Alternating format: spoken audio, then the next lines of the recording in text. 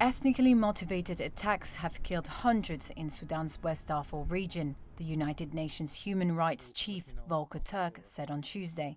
And in West Darfur, ethnically motivated attacks perpetrated by the RSF and allied Arab militias have resulted in the deaths of hundreds of so-called non-Arab civilians, primarily from Masalit communities.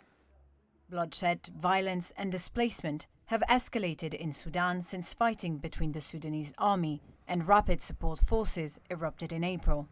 Turk said the latest attacks had occurred mainly in El Geneina, capital of West Darfur, and Sudan's westernmost city, but also in at least 8 other locations.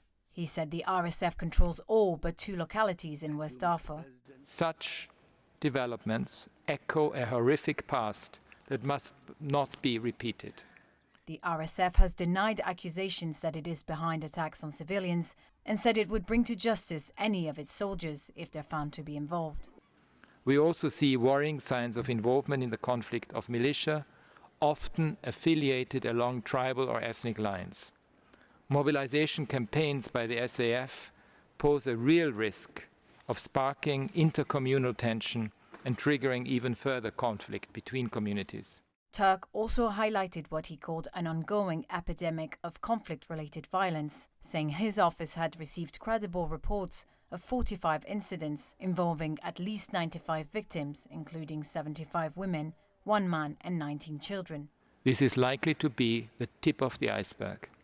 The UN Refugee Agency said last week it expected more than 1.8 million people from Sudan to flee to 5 neighboring countries by the end of the year. Tensions between the army and RSF, which jointly staged a coup in 2021, erupted into fighting over a plan to integrate their forces as a part of a transition to civilian rule. While several countries have launched mediation efforts, none has succeeded in bringing a halt to the fighting.